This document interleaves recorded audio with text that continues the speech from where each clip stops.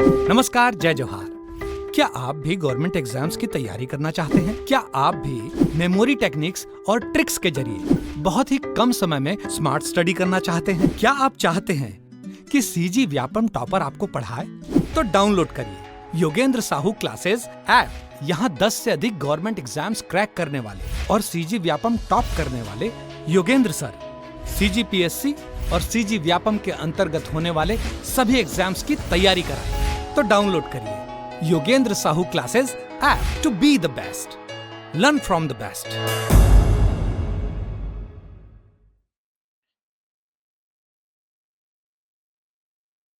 नमस्कार दोस्तों, आप सभी का स्वागत है योगेंद्र साहू ऑनलाइन क्लासेस में। मैं आपका दोस्त, आपका होस्ट ट्यूटर दीपक इस ऑनलाइन प्लेटफॉर्म में आपका स्वागत करता हूं। ये हमारी एडीओ की एमसीक्यूज की क्लास है। काफ़ी अच्छा रिस्पांस है और देख के लग रहा है कि आप लोग पढ़ भी रहे हो और काफ़ी अच्छा रिस्पांस आपकी तरफ से भी है आपकी पढ़ाई का। ठीक है दोस्तों, बहुत से लोगों का ये क्वेश्चन है कि सर वार होगा तो क्या, लड़ाई होगी तो क्या एग्जाम डेट आगे बढ़ जाएगा? तो भैया इन सब के चक्करों में ना पड़ो। ठीक है, वो आईपीएल पोस्टपोन्ड हुआ, उसका कारण यही है कि वहां स्टेडियम में एक साथ लाखों लोग मौजूद रहते हैं, बड़े बड़े सेलिब्रिटी में मौजूद रहते हैं। अगर वहां कुछ हो गया है ना, दुश्मन देश ने वहां कुछ कर दिया तो बहुत भारी नुकसान हो जाएगा। आपके एग्जाम हॉल में बम गिराने नहीं आएंगे उन लोग दिन में, तो इसके चांसेस बहुत कम है और नहीं ही है। ये मान लो एग्जाम नियत दिन पे होगा और बिल्कुल पढ़ाई करिए, तन मन धन से करिए। ठीक है, आप अपना विकास करिए, देश का विकास करिए और यही सबसे बड़ा योगदान है आपके देश के लिए। ठीक है, चलिए जीडीपी में हिस्सा बनिए, इनकम टैक्स दाता बनिए और क्या करिए, देश का विकास करिए। तो दोस्तों ये एडीओ की क्लास है और ये एमसीक्यूज की सीरीज चल रही है, ठीक, जिसमें अपन विभिन्न टॉपिक से एमसीक्यूज लेके आ रहे हैं जो आपके काफी उपयोगी सिद्ध होंगे आपके एग्जाम में। दोस्तों हमारे यहाँ एडीआई एडीओ, आबकारी आरक्षक, उसके बाद प्रयोगशाला परिचारक और उसके बाद आपका छत्तीसगढ़ शिक्षक पात्रता परीक्षा, सभी के कोर्स अवेलेबल है। अगर आप कोर्स के बारे में जानकारी चाहते हैं तो स्क्रीन पर दिखाए गए नंबर पर संपर्क कर सकते हैं। और रही बात, कई लोग पूछते हैं कि सर इसका थ्योरी क्लास हमारे ऐप में उपलब्ध है। उसके लिए आप ऐप डाउनलोड करिए, कोर्स परचेज करिए, आपको जरूर थ्योरी क्लास मिलेगी। ऐप में हमारी लगातार लाइव क्लास भी होती है जिसका आप फायदा उठा सकते हैं। ठीक है, अगर आप कोर्स नहीं परचेस कर सकते या नहीं कर रहे तो भी हमारे यूट्यूब में बहुत से वीडियो डले हुए हैं, एमसीक्यूज के तो लगभग पूरे सीरीज डले हुए हैं और मैंने जो टॉपिक वाइज पढ़ाया है लेक्चर और उसके एमसीक्यूज वो भी आपको मिल जाएंगे, तो आप वहां से भी तैयारी कर सकते हैं। चलिए आज की अपन क्लास स्टार्ट करते हैं। आज दोस्तों ग्रामोद्योग से भी क्वेश्चन है, आरटीआई से भी क्वेश्चन है, मनरेगा से भी क्वेश्चन है और आपका योजना से भी क्वेश्चन है, पशुधन से भी क्वेश्चन है, ग्राम पंचायत से भी क्वेश्चन है। तो काफी रिच पेपर है आज का। ठीक है, थोड़ा समय लगा बनाने में लेकिन कुछ अच्छा करने की कोशिश की है। क्वेश्चन आपको नए लग सकते हैं, अटपटे लग सकते हैं, सर ये नहीं पूछेगा वो नहीं पूछेगा। देखो क्या पूछेगा वो मेरे को भी नहीं पता और आपको भी नहीं पता, हाँ लेकिन तैयारी करनी है ये मेरे को भी पता है और आपको भी पता है। टॉपिक रिवाइज करना है ये मेरे को भी पता है, आपको भी पता है। तो भैया क्वेश्चन तो इंपॉर्टेंट है, साथ में टॉपिक भी इंपॉर्टेंट है। चलिए, ग्रामोद्योग की परिभाषा में प्रति व्यक्ति निवेश की सीमा क्या है? ग्राम उद्योग में जो आप उद्योग लगाओगे गांव में, वहां प्रति व्यक्ति निवेश की सीमा क्या है? एक आदमी कितना निवेश कर सकता है? तो मैदानी क्षेत्र में प्रति व्यक्ति निवेश की सीमा 1 लाख। हाँ भाई, मैदानी क्षेत्र में प्रति व्यक्ति निवेश की सीमा 1 लाख है, बिल्कुल सही है। ठीक है, मैदानी क्षेत्र में प्रति व्यक्ति निवेश की सीमा 1 लाख रुपए से कम, पहाड़ी क्षेत्र में प्रति व्यक्ति निवेश की सीमा 1.5 लाख से कम, दोनों सही है। तो क्या होगा? ऑप्शन सी, ए और बी दोनों सही है। इसमें ग्राम उद्योग जो आपके टॉपिक है, ग्राम उद्योग, उसमें पूछ रहा है प्रति व्यक्ति निवेश की सीमा क्या है? तो मैदानी क्षेत्र में 1 लाख रुपए से कम, निवेश मतलब पैसा इन्वेस्टमेंट करना, पहाड़ी क्षेत्र में 1.5 लाख रुपए से कम। ऑप्शन सी, ए और बी दोनों। चलिए अगला क्वेश्चन देख लेते हैं। खादी एवं ग्रामोद्योग किस मंत्रालय के अधीन कार्य करता है? बहुत इंपॉर्टेंट क्वेश्चन है, पूछ भी चुका है कई बार। तो मैं आपको बता दूं, खादी और ग्रामोद्योग है ना, सूक्ष्म लघु और मध्यम उद्योग मंत्रालय के अंतर्गत काम करता है ना। इसी को बोलते हैं एमएसएमई, है ना, एमएसएमई मंत्रालय, सूक्ष्म लघु और मध्यम उद्योग मंत्रालय के अधीन खादी और ग्रामोद्योग काम करता है।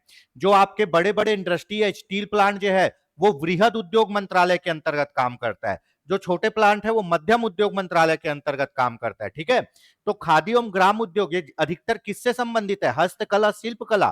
ठीक है, तो ये काम करता है सूक्ष्म, ये हमेशा छोटे उद्योग ही होते हैं, सूक्ष्म लघु और मध्यम उद्योग मंत्रालय, नाम से ही है ये छोटे उद्योग है। अगर आप मान लो करोड़ों का प्रोजेक्ट गांव में डाल रहे हो तो खादी ग्राम उद्योग में नहीं आएगा, वो लघु उद्योग और वृहद उद्योग में आ जाएगा। ठीक है, तो ये सूक्ष्म लघु और मध्यम उद्योग मंत्रालय के अंतर्गत खादी और ग्राम उद्योग आयोग काम करता है।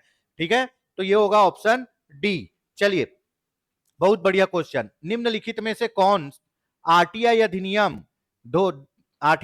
2005 के तहत सूचना की परिभाषा में नहीं आता? सूचना की परिभाषा में नहीं आएगा तो वो सूचना प्रदान नहीं की जाएगी। आपको पता है सूचना की परिभाषा के अंतर्गत वो सभी लेख आते हैं जो इलेक्ट्रॉनिक रूप से या कागज में रखे गए हों, जो किसी क्या बोलते हैं सक्षम विहित, जो किसी लोक प्राधिकारी के नियंत्रण में हो, वही सूचना आपको मिलेगी। तो कौन सी सूचना कौन सी पत्रिका सूचना के परिभाषा में नहीं आएगी? कार्य पुस्तिकाएं आती है ना, परिपत्र भी आते हैं, किसी इलेक्ट्रॉनिक रूप में संयोजित फाइल, ईमेल, डॉक्यूमेंट सब आएंगे। जो प्रक्रिया में फाइल और सूचना है, जिनमें प्रोसेस चल रहा है, वो आपके सूचना की परिभाषा में नहीं आती, इसीलिए उसके संबंध में आप सूचना मांगोगे तो नहीं देंगे। मान लो अभी एडीओ का एग्जाम हुआ है, भर्ती पूरी नहीं हुई है, अगर आप एडीओ के संबंध में कुछ सूचना मांगोगे तो वो बोल देंगे कि ये अभी प्रक्रिया में है, इसके संबंध में सूचना नहीं दी जा सकती, जो जो प्रोसेस में है उसमें सूचना नहीं मिलेगी। तो ऑप्शन सी। आप मान लो पीएससी का आप मेंस दिलाए हो, ठीक है, और आप लेटर लिख के पूछ रहे हो मेरा मेंस में कितना नंबर है, इंटरव्यू से पहले ही, रिजल्ट आने से पहले ही, तो आपको नंबर नहीं बताया जाएगा क्योंकि भर्ती प्रक्रिया अभी पूरी नहीं हुई है। तो जो भी चीज प्रक्रिया में है उसकी सूचना आपको नहीं दी जाएगी। चलिए अगला क्वेश्चन देख लेते हैं, है ना दोस्तों। आपके जो भी डाउट्स रहते हैं आप उसको कमेंट बॉक्स में आप ड्रॉप कर सकते हैं, हमारे द्वारा रिप्लाई किया जाएगा। ठीक है, जो भी क्वेरी है उसकी रिप्लाई की जाएगी और आप अपने आंसर भी कमेंट करते चलिए। ठीक है, और वीडियो को लाइक करिए, चैनल को सब्सक्राइब करिए और कमेंट में जरूर बताइए सीरीज आपको कैसी लगती है। अगला क्वेश्चन, शिक्षा समिति है ना कहां होता है? आपको पता है ग्राम पंचायत में स्थायी समितियां होती है, उसी में है शिक्षा समिति। जनपद पंचायत का बोल रहा है, जनपद पंचायत की शिक्षा समिति के क्षेत्र अधिकार में क्या सम्मिलित नहीं है? क्या सम्मिलित नहीं है मतलब शिक्षा समिति क्या काम नहीं कर सकती? भाई शिक्षा का समिति है तो प्रौढ़ शिक्षा का तो काम करेगी। सर प्रौढ़ शिक्षा क्या होता है? 30 वर्ष से अधिक के सभी जो शिक्षा ग्रहण कर रहे हैं वो प्रौढ़ शिक्षा में आ जाते हैं। शिक्षा समिति आपका किसमें? महिला एवं शिशु कल्याण के लिए भी काम करेगी। ठीक है, शिक्षा समिति महिला एवं शिशु कल्याण के लिए भी काम करेगी।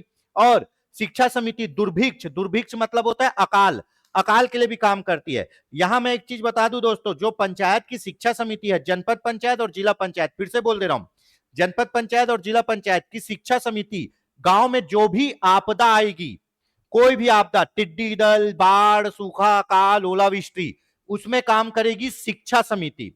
ये नोट कर लीजिए।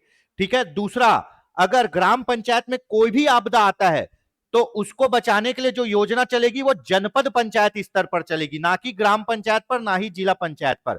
तो आपदा में कौन काम करेगा? शिक्षा समिति। और आपदा के लिए कोई योजना बनाएगी तो जनपद पंचायत स्तर पर बनेगी। ठीक है, तो ये तीनों तो आता है। इसमें क्या नहीं आएगा? संचार नहीं आएगा। ये जो संचार है, संचार किसके अंतर आएगा? संचार और संकर्म समिति के अंतर्गत, संचार और संकर्म समिति के अंतर्गत। ठीक है, तो संचार में क्या हो जाएगा आपका? संचार और संकर्म में, है ना, पानी की सुविधा, नाली की सुविधा, जल निकासी की सुविधा, ये सब संचार और संकल्प समिति में आते हैं। तो ये शिक्षा समिति में नहीं आएगा। शिक्षा समिति क्या करेगी? एकदम शॉर्ट में बता रहा हूं, आपदा में काम करेगी, शिक्षा में काम करेगी और सामाजिक जागरूकता में, जैसे मद्य निषेध, है ना, निःशक्त जनों को सहायता, अनपढ़ लोगों को जागरूक करना, ये सब में शिक्षा समिति काम करेगी। सामान्य प्रशासन क्या करती है? पूरा मैनेजमेंट करती है। ठीक है, बजट, कर, लेखा, ये सब में सामान्य प्रशासन समिति करती है। तो संचार नहीं आएगा।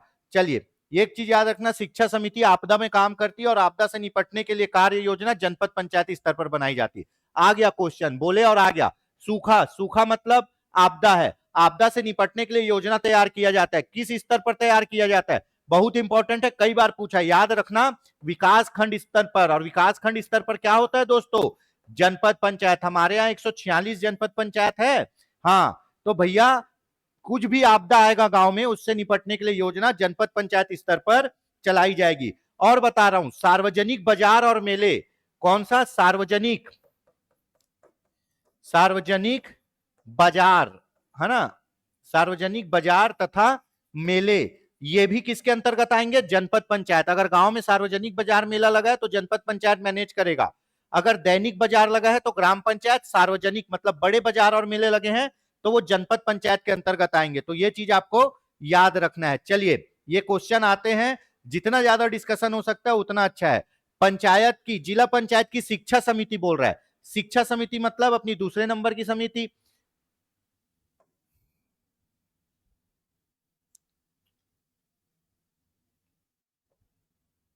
ठीक है, जिला पंचायत बोल रहा है, ठीक है, समिति बोल रहा है, शिक्षा समिति, ठीक है ना। तो आपको पता है जिला पंचायत, ग्राम पंचायत, जनपद पंचायत, सब जगह शिक्षा समिति का अध्यक्ष कौन होगा? उप प्रमुख होगा। कौन होगा? उप प्रमुख। उप प्रमुख कौन होगा? उपाध्यक्ष, उप सरपंच। तो भैया पहला तो गलत हो गया। जिला पंचायत अध्यक्ष किसका सभापति होता है? सामान्य प्रशासन का, है ना। जिला पंचायत उपाध्यक्ष होता है शिक्षा समिति का सभापति, बाय डिफॉल्ट होता है, ठीक है। समिति के सदस्य सभापति का चुनाव करते नहीं करते, ये बाय डिफॉल्ट बनता है। समिति में एक महिला सदस्य होना बहुत जरूरी है। समिति में एक अनुसूचित जाति या अनुसूचित जनजाति सदस्य होना यह भी बहुत जरूरी है। समिति में अन्य पिछड़ा वर्ग का कोई सदस्य रहे ना रहे कोई मतलब नहीं है। शिक्षा समिति देख लेते हैं। शिक्षा समिति बनती है, आपदा के लिए काम करती है, सामाजिक जागरूकता के लिए काम करती है। इसका अध्यक्ष कौन होगा? उप प्रमुख होगा। इस पे एक महिला होनी आवश्यक है, एक अनुसूचित जाति या जनजाति का सदस्य होना आवश्यक है। तो ये हो गया आपकी शिक्षा समिति खत्म। तो सही क्या है? 2, 4 और 5, ऑप्शन डी 2, 4 और 5। ठीक है दोस्तों, इसी तरह से हमको पढ़ना है, पूरा कॉन्सेप्ट क्लियर रहना चाहिए, है ना, इधर उधर भागना नहीं है, सोचना है बोल क्या रहा है, स्तर क्या है, कौन सी समिति है, कौन से स्तर की है, फिर उसके बाद कैलकुलेशन लगाना है, आंसर लगाना है। ठीक है, चलिए अगला क्वेश्चन देख लेते हैं। 7वां देखते हैं क्या आ रहा है भैया। जनपद पंचायत, है ना, जनपद पंचायत की शिक्षा समिति के विषय में सही क्या है? जनपद पंचायत की शिक्षा समिति के विषय में सही क्या है? ऊपर जिला था, इसमें जनपद हो गया। ठीक है, चलो तो बताओ भाई, जनपद पंचायत की शिक्षा समिति के विषय में सही क्या है? आप अपने आंसर भी दोस्तों कमेंट करते चलिए, देखिए आपका भी कितना सही होता है ना। पहले मैं एक बता दूं कि जनपद और जिला में कितनी स्थायी समिति होती है? 5 से 7। ठीक है, इससे अधिक समिति कलेक्टर बनवा सकता है। सदस्य संख्या कितनी होती है? 5 से 10, है ना। प्रति समिति में कितनी होती है? 5 से 10। किसको छोड़ के? सामान्य प्रशासन समिति को छोड़ के। उसमें ज्यादा भी हो सकती है क्योंकि उसमें सभी समिति के सदस्य क्या होते हैं, सभी समिति के सभापति क्या होते हैं, उसमें सदस्य होते हैं। ठीक है, इसमें 5 सदस्य होते हैं, हाँ 5 से 10 सदस्य होते हैं, तो 5 सदस्य होते हैं, ठीक है। इसमें शिक्षा समिति बोल रहा है, इसमें कम से कम 2 महिलाएं होती है, नहीं 1 महिला होती है। इसमें कम से कम 1 महिला होती है, हाँ भाई 1 महिला होती है। इसमें एक अनुसूचित जाति या अनुसूचित जनजाति का एक सदस्य होता है, हाँ होता है। इसमें अनुसूचित जाति का ही एक सदस्य नहीं होता, बिल्कुल, या तो अनुसूचित जाति या जनजाति का एक सदस्य रखेंगे। इसमें अनुसूचित जाति का एक सदस्य होता है, नहीं ये भी गलत है। ठीक है,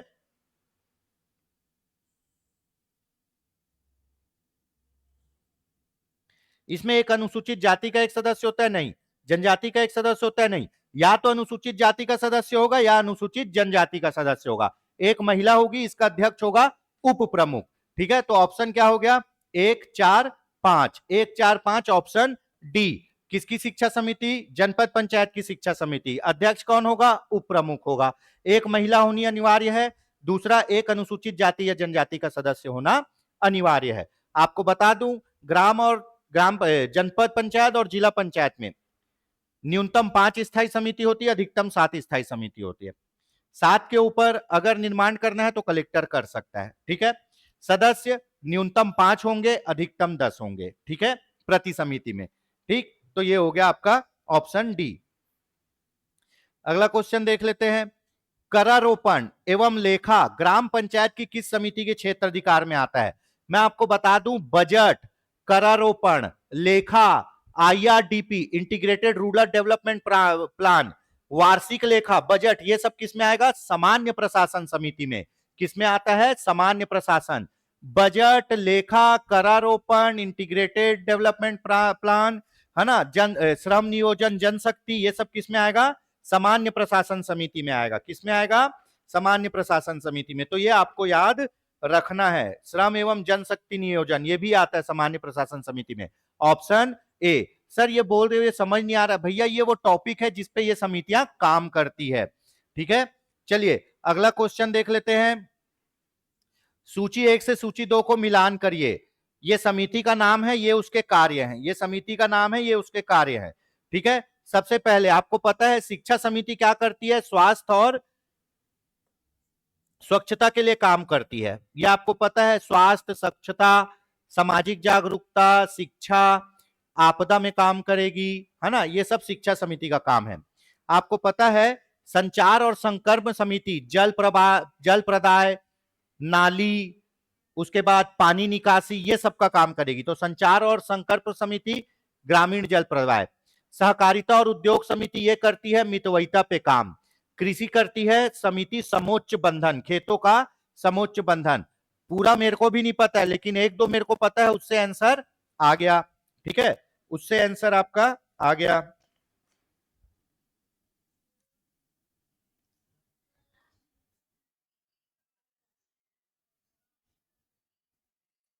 ठीक, चलिए देखिए, कृषि समिति करेगी समोच्च बंधन, शिक्षा समिति करेगी स्वास्थ्य एवं स्वच्छता, संचार और संकल्प लिंक बनाएंगे, पानी देंगे, कौन देगा? ग्रामीण जल प्रदाय, सहकारिता उद्योग मितव्ययिता। तो इसका ऑप्शन क्या होगा? इसका होगा ऑप्शन डी, लेकिन इस पे थोड़ा करेक्शन करना पड़ेगा, ये मेरे से ही शायद गलती हो गया। ऑप्शन डी, इस पे थोड़ा करेक्शन करना पड़ेगा।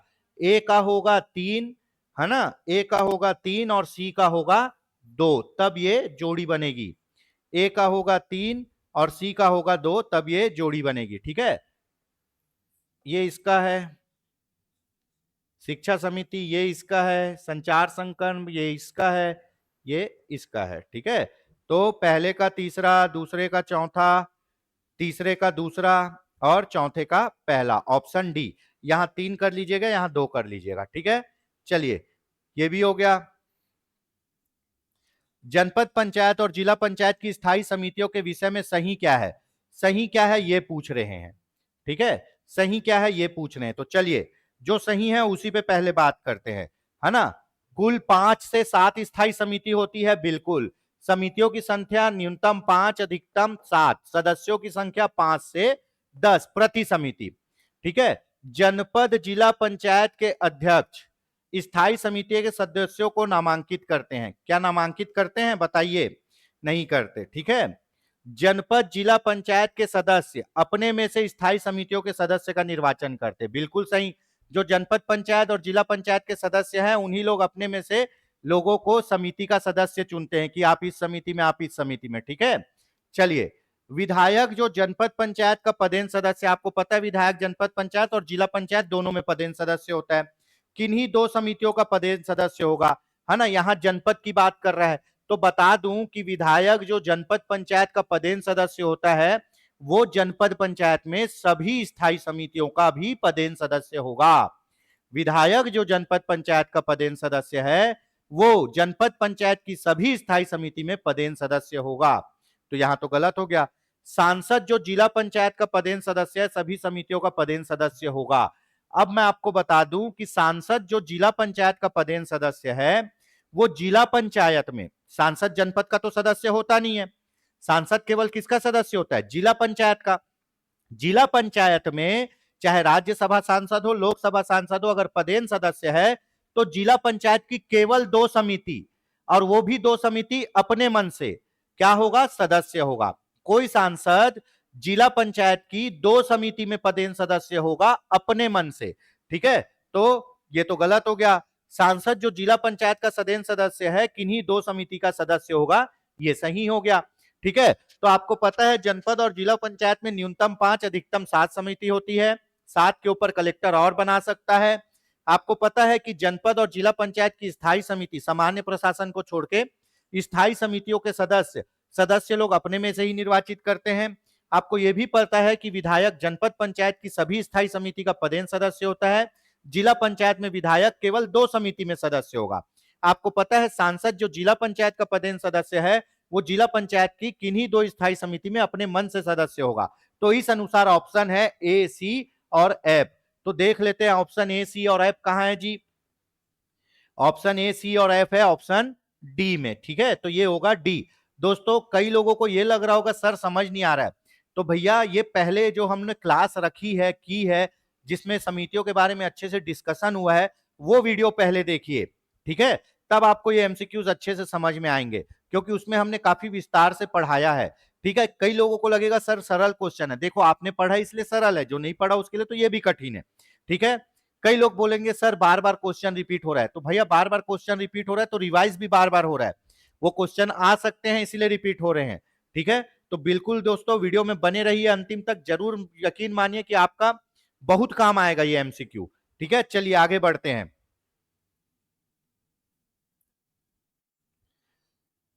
जनपद पंचायत की स्थायी समितियों के विषय में सही क्या है?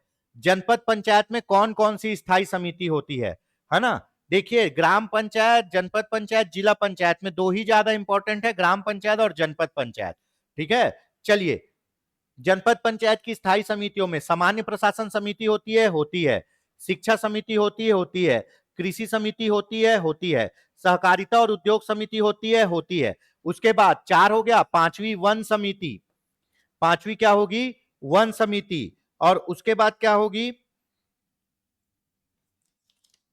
उसके बाद कौन सी समिति होगी जी? वन समिति। उसके बाद संचार और संकर्म समिति, संचार संकर्म समिति। अब उसके बाद एक होगी स्वास्थ्य, स्वास्थ्य महिला और बाल विकास समिति, स्वास्थ्य महिला और बाल विकास समिति। ये 7 समिति होती है, जनपद पंचायत में भी यही 7 समिति होगी, जिला पंचायत में भी सामान्य प्रशासन समिति, शिक्षा समिति, कृषि समिति, वन समिति। ग्राम पंचायत में कृषि और वन समिति एक साथ हो जाते हैं। सामान्य प्रशासन समिति, शिक्षा समिति, कृषि समिति, वन समिति, संचार संकर्म समिति, स्वास्थ्य और महिला कल्याण समिति। तो 7 समितियां हो गई और एक यहाँ सहकारिता और उद्योग समिति। तो कौन कौन सा से?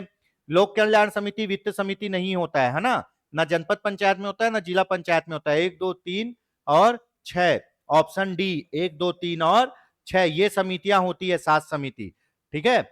चलिए आगे देखते हैं दोस्तों।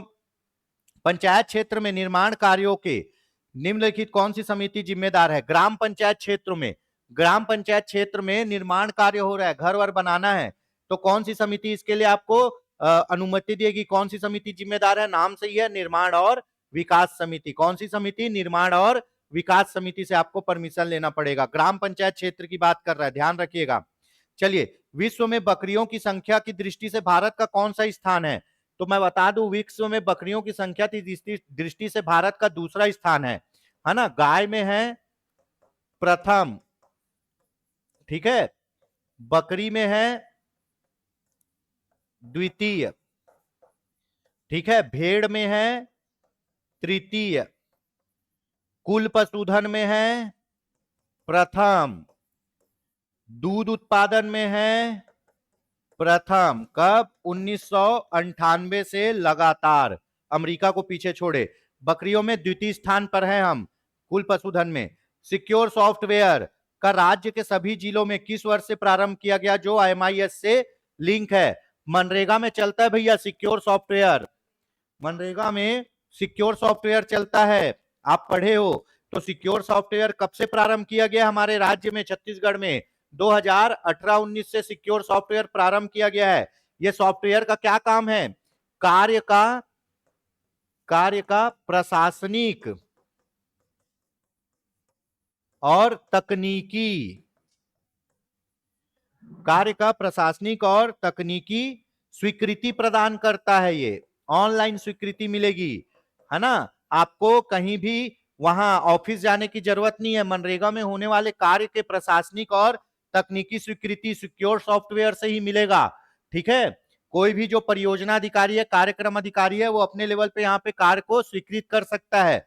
तो ये सिक्योर सॉफ्टवेयर वर्ष 2018-19 से चल रहा है, ठीक है। मनरेगा का है। सिक्योर का फुल फॉर्म लास्ट वीडियो में पढ़े थे, क्या होता है कमेंट करके बताइए सिक्योर का फुल फॉर्म, ठीक है। 18-19 से चल रहा है। अगला क्वेश्चन देख लेते हैं। हाँ, मोस्ट इंपोर्टेंट, मनरेगा अंतर्गत प्रोजेक्ट उन्नति कब से प्रारंभ किया गया?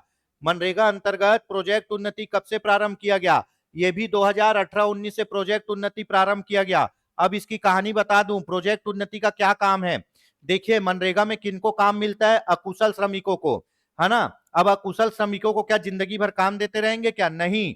तो भैया मनरेगा के अंतर्गत जो आदमी 100 दिन काम कर चुका है, मनरेगा के अंतर्गत जो अकुशल श्रमिक 100 दिन कार्य कर चुका है, उसको प्रोजेक्ट उन्नति के तहत, क्या प्रोजेक्ट उन्नति के तहत, है ना, प्रोजेक्ट लाइफ मनरेगा और प्रोजेक्ट उन्नति सेम काम करते हैं, तो उसको प्रोजेक्ट उन्नति के तहत क्या करेंगे? कौशल विकास देंगे, उसको किसी एक क्षेत्र में स्किल्ड बनाएंगे। अब स्किल्ड बनाने के बाद उसको लोन देके उसका स्वरोजगार प्रारंभ करवा देंगे।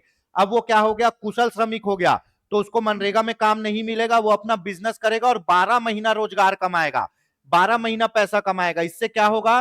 मनरेगा में जनसंख्या का दबाव कम होगा, ठीक है, लोग स्किल्ड होंगे और बिजनेस करेंगे, ठीक है। तो भैया इसीलिए प्रोजेक्ट उन्नति लाया गया है कि आप मनरेगा में 100 दिन काम कर चुके हो तो आपको क्या किया जाएगा? आपको टेक्निकल, आपको क्या दिया जाएगा? कोई भी टेक्निकल, आपको जो भी आप काम करना चाहते हो पसंद के अनुसार, उसको आपको स्किल्ड सिखाया जाएगा, स्किल सिखाया जाके स्किल्ड बनाया जाएगा और आपको फिर लोन देके क्या किया जाएगा? रोजगार करवाया जाएगा। अब आप क्या हो गए? अकुशल से कुशल श्रमिक हो गए, तो अब आपको मनरेगा में काम नहीं मिलेगा।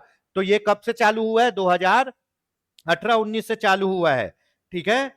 चलिए अगला क्वेश्चन, मनरेगा निर्माण कार्यों में कार्यरत ऐसी महिला श्रमिकों को मातृत्व अवकाश भत्ता दिया जाएगा जो कितना दिन काम कर चुकी है?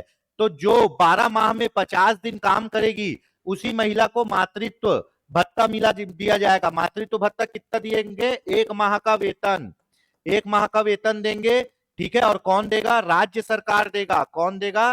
राज्य सरकार। याद रखिएगा, बेरोजगारी भत्ता, मातृत्व भत्ता दोनों राज्य सरकार देता है, ठीक है। तो भैया अगर मातृत्व भत्ता चाहिए तो 12 माह में कम से कम 50 दिन काम करना जरूरी है। पहले 15 दिन था, बाद में बढ़ा दिया गया इसको, है ना।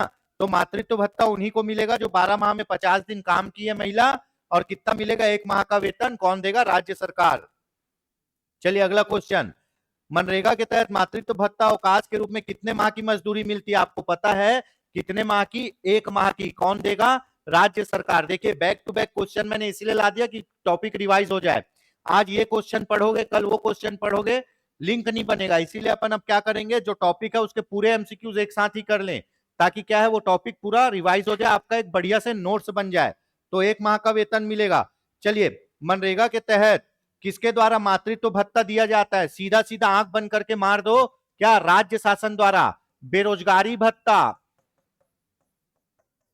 बेरोजगारी भत्ता और मातृत्व भत्ता, ये दोनों कौन देगा? राज्य सरकार देगा, ठीक है। चलिए अगला क्वेश्चन, मनरेगा के तहत कार्यस्थल पर क्या सुविधाएं होंगी? मनरेगा के तहत कार्यस्थल पर पानी की सुविधा होगी, बिल्कुल पानी की। छाया हेतु शेड की सुविधा होगी, बिल्कुल होगी। प्राथमिक उपचार की सुविधा होगी, बिल्कुल होगी। सभी सुविधाएं होगी। और जहां पे शेड नहीं है वहां पे टेंट लगवा देते हैं, ठीक है। जैसे मनरेगा के अंतर्गत तालाब खुद रहे, तालाब के नीचे पेड़ है तो तालाब के ऊपर पेड़ है तो पेड़ के नीचे बैठो, नहीं है तो वहां टेंट लगवाएगी ग्राम पंचायत, छोटा सा समियाना लगाएगी, उसके नीचे बैठते हैं, छाया की सुविधा करेगी, ठीक है। तो ये सब सुविधा मनरेगा अंतर्गत होगा। प्राथमिक उपचार, किसी का हाथ कट गया, पैर में लग गया, नाखून उखड़ गया, वहीं पे प्राथमिक उपचार। और दुर्घटना हो गई तो राज्य सरकार अस्पताल में भर्ती भी करवाएगी, ठीक है। तो सभी सुविधाएं होंगी। चलिए अगला क्वेश्चन देख लेते हैं फटाक से। मनरेगा के तहत मजदूरों को 5 वर्ष से कम आयु के कितने बच्चे होने पर शिशु घर की सुविधा दिए जाने का प्रावधान है? अब देखो भैया, अब भैया भूख है, भूख तो उम्र नहीं देखेगी, भूख तो कंडीशन नहीं देखेगी। अब मान लो कोई शिशुवती महिला है जिसका छोटा सा बच्चा है और वो अपने बच्चे को लेके जा रही है मनरेगा के कार्यस्थल पर, तो वो काम करेगी कि बच्चा खिलाएगी? और बच्चे को ऐसी छोड़ देगी और दुर्घटना होने की भी आशंका है। तो अगर मान लो मनरेगा के किसी कार्यस्थल पर जहां काम हो रहा है 5 वर्ष से, है ना, 5 वर्ष तक, ठीक है, 5 वर्ष या उससे कम आयु के 5 से अधिक बच्चे होंगे, तब वहां पे एक शिशु घर बनाया जाएगा और उस शिशु घर में वही मनरेगा में काम करने वाली किसी महिला को बैठाया जाएगा जो बच्चों को खिलाएगी। सामान्यतः बहुत उम्र वाले और विकलांग लोगों को यह काम दिया जाता है ना। हम मनरेगा में पढ़े हैं कि विकलांग दिव्यांग लोगों को योग्यता के अनुसार काम दिया जाएगा। तो उनको योग्यता क्या? पौधे में पानी डालना, निर्माण कार्यों में पानी डालना, पानी पिलाना, बच्चों की देखरेख करना, ये सब काम दिया जाता है। तो मनरेगा के कार्यस्थल में 5 वर्ष से कम आयु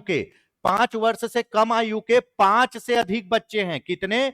5 से अधिक बच्चे हैं तो वहां पे कौन? ग्राम पंचायत एक शिशु घर का प्रावधान है, स्थायी रूप से शिशु घर का प्रावधान करेगी, है ना? ठीक है, तो ये चीज याद रखिए। लेकिन हमारे यहाँ क्या होता है, हमारे यहाँ अगर बच्चा है तो भैया आंगनबाड़ी है, माँ कहां छोड़ के जाएगी बच्चे को? आंगनबाड़ी में छोड़ के जाएगी, और बच्चा आंगनबाड़ी में पौष्टिक भोजन करेगा, खेलेगा, पढ़ेगा, और जब उसकी मम्मी आएगी तब आंगनबाड़ी से छुट्टी करा के बच्चे को ले जाएगी। ठीक है, पर जहां ऐसी सुविधा नहीं है वहां क्या किया जाएगा? वहां पे आपको शिशु घर बनाना पड़ेगा। ठीक है, चलिए 5 वर्ष से अधिक से 5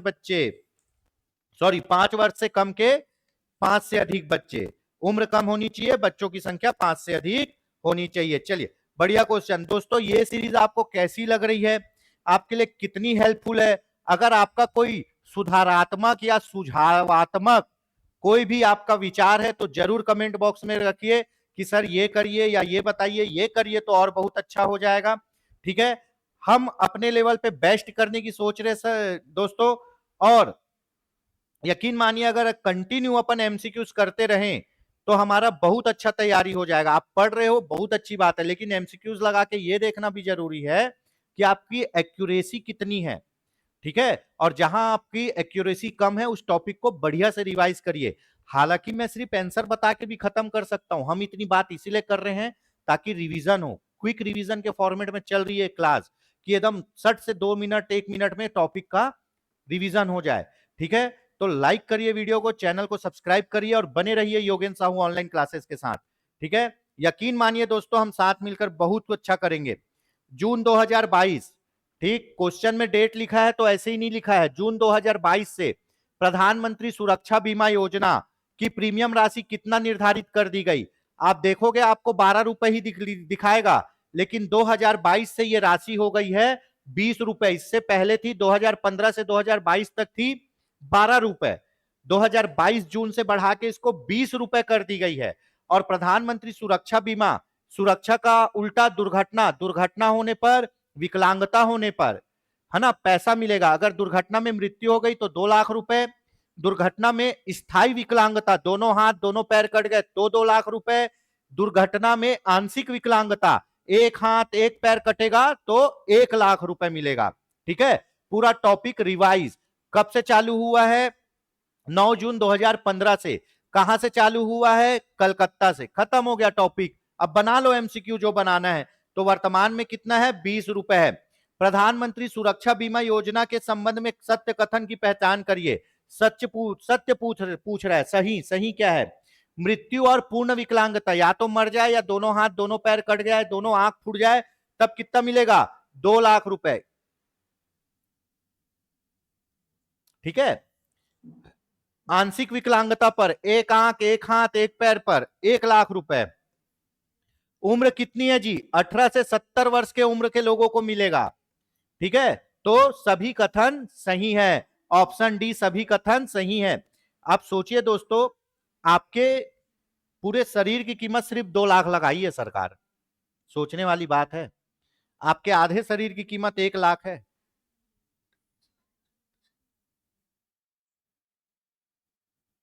ये 1 लाख है, 10,000 टाइप कर दिए हैं। 1 लाख है ना भैया, 1 लाख रुपए आंशिक विकलांगता पर, पूर्ण और मृत्यु पर 2 लाख रुपए। सत्य कथन बोल रहा है तो सभी सत्य है। ठीक है, हमारे टाइपिस्ट सब कस्तूरी मेथी वाले हैं।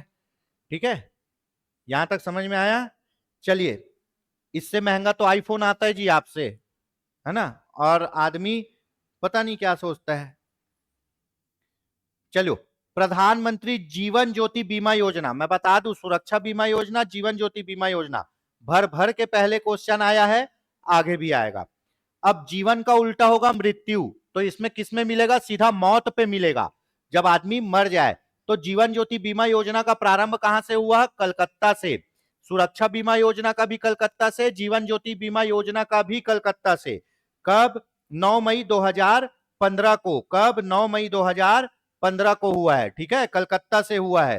ठीक, चलिए प्रधानमंत्री जीवन ज्योति बीमा योजना के संबंध में सत्य कथन, सत्य पूछ रहा है, सही पूछ रहा है। इसके लिए न्यूनतम वार्षिक प्रीमियम कितना है? 436। अब बोलोगे सर 330 पढ़ाए थे या पढ़े थे? शायद मैं पढ़ाया भी होऊंगा। 330 कब था? 2022 से बढ़ गया है, 2022 से बढ़ गया 436। और ये 436 3 महीने के पैच में चलेगा। अप्रैल में कराओगे तो पूरा 436, 3 महीना कम कर दो, अप्रैल मई जून। जुलाई में कराओगे तो थोड़ा कम हो जाएगा प्रीमियम। अब जुलाई अगस्त सितंबर 3 महीना और छोड़ दो, अक्टूबर में कराओगे तो और कम हो जाएगा, अक्टूबर नवंबर दिसंबर जनवरी में कराओगे तो और कम हो जाएगा। ठीक है, तो जैसे जैसे समय कम होते जाएगा प्रीमियम भी कम होता है, पर पूरे एक साल के लिए 436 रुपए देने होंगे। बिल्कुल, इसमें 18 से 50 वर्ष है, उसमें 18 से 70 है, हाथ पैर टूटने वाले में, मरने वाले में 18 से 50 वर्ष है। और जो मर गया उसके नॉमिनी को मिलेगा 2 लाख रुपए, 2 लाख रुपए, 20,000 लिखा है। ठीक है, 2 लाख रुपए मिलेगा। ठीक, यहां तक समझ में आ गया? कितने प्राप्त होंगे? 2 लाख रुपए। इसमें भी ऑप्शन डी सही है। यह भी कब चालू हुई जी? 9 मई 2015 को। कल था 9 मई, पूरा 10 साल हो गया इस योजना को। आज है 10 मई 2025, 9 मई 2015 को चालू हुआ था, पूरा 10 साल हो गया। ठीक है, चलिए आगे देखते हैं। मुख्यमंत्री पेंशन योजना के तहत, मुख्यमंत्री बोल दिया मतलब राज्य शासन की योजना, पूरा पैसा कौन देगा? राज्य देगी। प्रति माह कितने रुपए की आर्थिक सहायता प्रदान की जाती है? 500 रुपए की आर्थिक सहायता प्रदान की जाती है। ठीक है, कब से चालू हुआ है? वर्ष 2018 से चालू हुआ है। ये वर्ष 2018 से चालू हुआ है। किसको मिलेगा? छत्तीसगढ़ के मूल निवासी को, छत्तीसगढ़ के मूल निवासी को। ठीक है, छत्तीसगढ़ के मूल निवासी को, है ना, जिसकी उम्र कितनी हो? 60 वर्ष से अधिक हो। पेंशन जवानी में नहीं मिलता, पेंशन बुढ़ापे में मिलता है। तो 60 वर्ष से अधिक के छत्तीसगढ़ के मूल निवासी को किसमें 500 रुपए मिलेगा? मुख्यमंत्री पेंशन योजना में। इसमें 18 वर्ष से अधिक की विधवा और परित्यक्ता को भी शामिल कर लिया गया है। 18 वर्ष से अधिक की विधवा और परित्यक्ता महिला को भी शामिल कर लिया गया है। मिलेगा किसको? जिसका नाम जनगणना के वंचन सूची में हो, किसी भी एक वंचन सूची में, जो वंचित हो, किसी ना किसी रूप से क्या हो? वंचित हो। तो वंचन सूची में नाम रहेगा तभी मिलेगा। छत्तीसगढ़ के मूल निवासी को 2018 से चालू है। छत्तीसगढ़ का मूल निवासी 60 वर्ष से अधिक का होना चाहिए, और इसमें बाद में शामिल कर लिया गया 18 वर्ष से अधिक की विधवा और परित्यक्ता को कितना मिलेगा? 500 रुपए पूरा देगी राज्य सरकार। राष्ट्रीय परिवार सहायता योजना के संबंध में असत्य कथन क्या है? आपको पता है राष्ट्रीय परिवार सहायता योजना, राष्ट्रीय बोल दिया, क्या बोल दिया? राष्ट्रीय बोल दिया। तब इसमें क्या होगा? पूरा पूरा वित्त पोषण किसका होगा? केंद्र सरकार का। वित्त पोषण किसका होगा? केंद्र सरकार का होगा। ठीक है, और इसमें एक मुश्त कितना रुपए मिलता है? 20,000। ठीक है, ये लिखा हुआ है, यह भारत सरकार द्वारा 100% वित्त पोषित योजना है। बिल्कुल सही है। राष्ट्रीय परिवार सहायता योजना केंद्र सरकार चला रही है। आर्थिक सर्वेक्षण 2024-25 के अनुसार 2022-23 में 7,998 हितग्राही इसमें लाभान्वित हुए। ये भी सही है। असत्य पूछ रहा है तो इसमें कुछ भी असत्य नहीं है। Option D. कितना मिलता है जी? 20,000 रुपए एक मुश्त मिलता है। कितना मिलता है? 20,000 रुपए एक मुश्त। किसको? बीपीएल परिवार के किसी भी मुखिया, ऐसे मुखिया जिसके वेतन से परिवार चलता था, बीपीएल परिवार के महिला या पुरुष मुखिया जो भी हो, जिसके वेतन से घर चलता था, उसकी आकस्मिक या प्राकृतिक मृत्यु होने पर कितना मिलेगा एक मुश्त? 20,000 रुपए मिलेगा। कौन देगा? केंद्र सरकार। उम्र होनी चाहिए 18 से 60 वर्ष। 60 के बाद मरोगे तो पैसा नहीं मिलेगा। अगर आप 18 से 60 वर्ष के हो, पहला, बीपीएल परिवार के हो, दूसरा, आपके वेतन से घर चलता है, तीसरा, और मृत्यु हो गई तब 20,000 रुपए एक मुश्त मिलेगा। राष्ट्रीय परिवार सहायता योजना, परिवार की सहायता के लिए, ठीक है। मृत्यु प्राकृतिक भी हो सकती है और आकस्मिक भी हो सकती है, ठीक है। चलिए, तो इसमें सभी सही है। देखो पूरा पूरा आपका टॉपिक ही रिवाइज हो गया, है ना। प्रधानमंत्री जीवन ज्योति बीमा योजना का प्रारंभ कब किया गया? अभी बताया मैं, 9 मई 2015 को, 10 साल हो गए, कलकत्ता से किया गया, ठीक है। अगला क्वेश्चन, इंदिरा गांधी राष्ट्रीय विधवा पेंशन योजना के संबंध में सत्य कथन का चुनाव करिए, है ना। इंदिरा गांधी राष्ट्रीय विधवा पेंशन योजना, इसका उद्देश्य गरीबी रेखा के नीचे जीवन करने वाली विधवाओं को आर्थिक सहायता देना है, सही है। बीपीएल परिवार की विधवाएं जिनकी उम्र कितनी है, 40 से 79 वर्ष की विधवा पात्र होंगी, ठीक है। आर्थिक सर्वेक्षण 24-25 के अनुसार 22-23 में 2,18,663 हितग्राही लाभान्वित हुए हैं। इतनी महिलाओं को पैसा मिला है, ये भी सही है, ठीक है, ये भी सही है, ठीक। उसके बाद ऑप्शन क्या होगा? डी, उपरोक्त सभी सही है, उपरोक्त सभी सही है। इसका प्रारंभ कब हुआ? फरवरी 2009 में इसका प्रारंभ हुआ है, फरवरी 2009 में इसका प्रारंभ हुआ है, ठीक है। उसके बाद इसमें कितना मिलता है? 500 रुपए प्रति माह मिलता है विधवा पेंशन, 500 रुपए प्रति माह, जिसमें केंद्र का है 300 रुपए, केंद्र का है 300 रुपए, राज्य का है 200 रुपए, राज्य का है 200 रुपए, ठीक है। अब भाई 40 वर्ष से मिलेगा, और मान लो कोई विधवा है जिसकी उम्र 40 वर्ष से कम है छत्तीसगढ़ में, तो उसको भी मिलेगा, पर उसको मिलेगा सुखद सहारा योजना के तहत, सुखद सहारा योजना के तहत।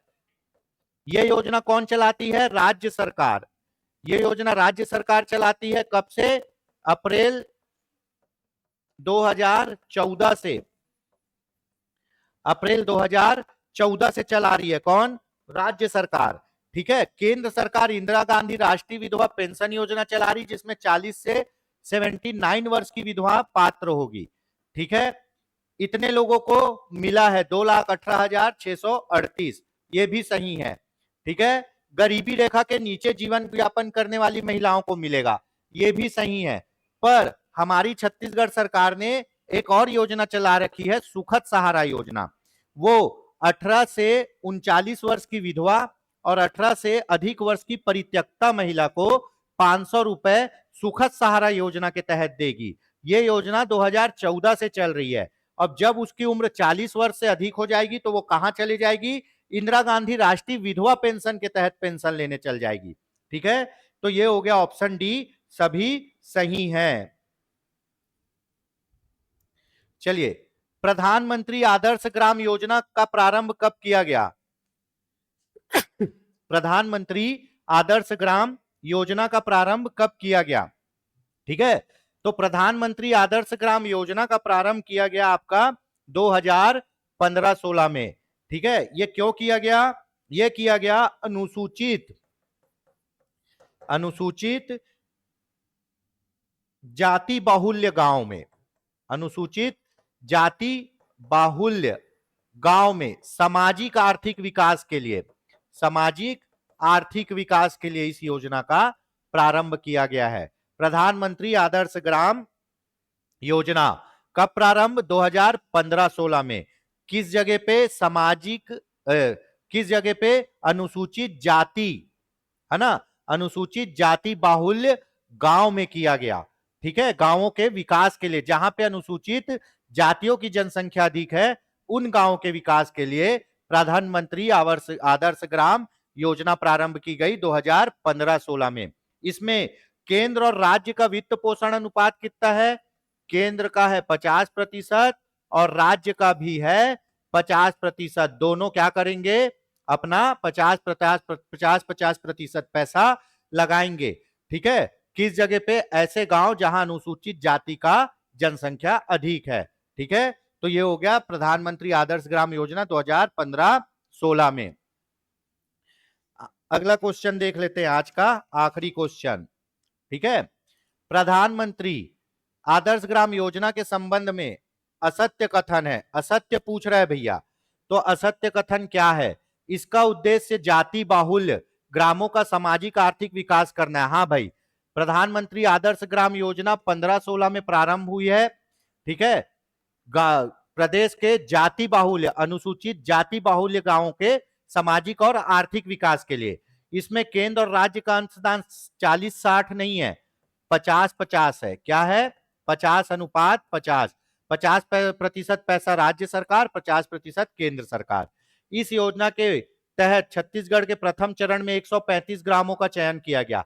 यह भी सही है, जब पहला चरण इसका चालू हुआ तो छत्तीसगढ़ के 135 गांव को चुना गया, 135 गांव को, है ना। वर्ष 2018-19 में द्वितीय चरण में 909 गांवों को चुना गया। यह भी सही है, डेटा याद रखिएगा दोस्तों। प्रधानमंत्री आदर्श ग्राम योजना 15-16 में चालू हुआ, जहां पे अनुसूचित जाति की जनसंख्या ज्यादा है उन गांवों में कैसा विकास करना है, सामाजिक भी आर्थिक भी। केंद्र और राज्य कितना पैसा लगाएगी? 50 और 50%।